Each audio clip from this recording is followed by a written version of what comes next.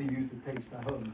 So these are the mushrooms. I'm chopping them all up, duxelle style, so nice and small. And then we're going to put them in a very hot pan, because we don't put anything in the pan before the mushrooms, because we want to release all those lovely flavors. Okay, look at these oyster mushrooms. These are lovely as well. Okay, so we chop them all up, and this is my mixture of mushrooms here. So we've got portobello mushrooms, we've got chestnut mushrooms, we've got sep, we've got oyster mushrooms, and off we go.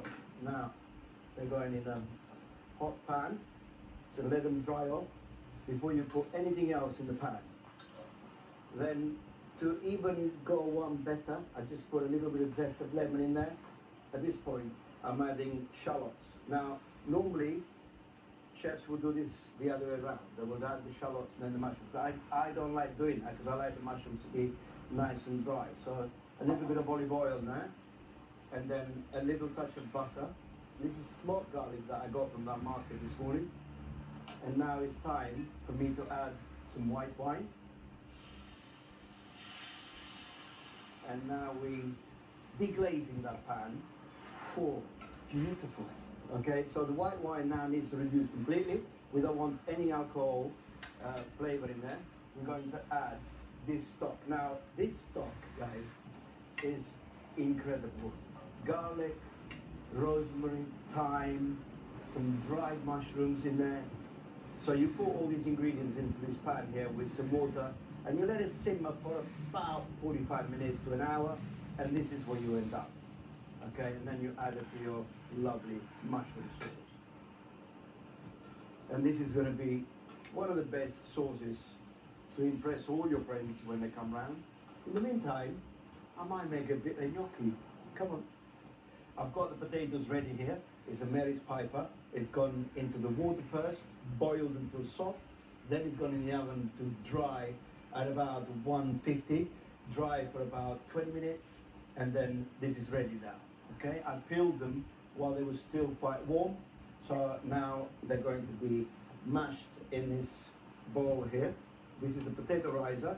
It's very important that you have one of these at home. They're not very expensive. I would invest in one of these because they're really, really good. It's a good tool to have. Let's start adding all the lovely ingredients that's going to go into my gnocchi. Nutmeg, right? Some nice bit of nutmeg. Okay, sea salt, pepper. There you go. We grate some pecorino. Pecorino comes from Roma. Then there's pecorino sardo, a bit stronger. And this is Parmigiano Reggiano from Parma. This is 24 months, very, very good Parmesan. And then it goes in. And then we mix the whole thing. Mix, mix, mix. And at this point, I'm ready to add the flour. I use 4 potatoes, 150 grams of flour, and then you go in with your hands and start combining the ingredients. And voila. Then you put it on this board here. You put your hand in like this, and if it's still damp or wet, then you add a little bit more flour, and you carry on. Okay? You make them, you freeze them, then you have them a couple of weeks later. It's not dough, so it doesn't need to rest or anything. Here we go. Now, okay? Then you cut a little bit of this potato here. You start in your hand like this. You go like that, and you spread like a sausage. See, it's not sticking. The reason it's not sticking because there's no flour. Okay? So it's very important you got rid of all that flour. Okay, so cutting the potato there. It's such a great thing to make with your family, with your children especially. It's cheap as chips. Okay, so there you go. We put them together. Now we need flour because we don't want them to stick together. In fact, you should add a little bit of semolina flour as well. Okay, so there you go. Without cutting through the marble, we cut the shapes. Okay, and there's my gnocchi. Now I'll show you a little trick.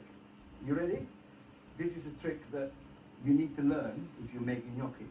You put your gnocchi onto the fork, and then you roll down and you make the ridge of the fork, and that hole of your finger, that's there for a purpose to pick up the sauce when you need it. The water's boiling, and I've got some sea salt going in the water there. Look at that. As soon as you put salt in the water, it gets nuts. Really, really boils very fast and rapid. Make sure you drain these as soon as they come up. Okay, so now the sauce needs to be finished with a little tiny bit of cream. Optional again. I've got a little touch of double cream here. Single cream will do, but either no cream will do as well. So no problem at all. I've got a little bit of sage here. Get yourself one of these, a spider, and wait by the water, literally, because if they overcook, they're going to be mushy, they're not going to be nice. Turn your sauce down, go to the gnocchi, and under rather than over, because I'm going to finish the cooking into the sauce, okay? So now you put them in there with a little bit of that hot boiling water that they've been cooking in. I'm going to grate a little bit of this pecorino just to finish that sauce off. Chop a little bit of fresh flat leaf parsley, and that's just color now. Okay, now it's time for me to plate them up. Okay, so these now, they're a starter, okay? So you don't want too many on a plate. This is lovely. And I'm gonna name these gnocchi Mamma Maria. It makes me well up every time I make them. And trust me, this is a celebration of mushrooms. Absolutely unbelievable. Buon appetito.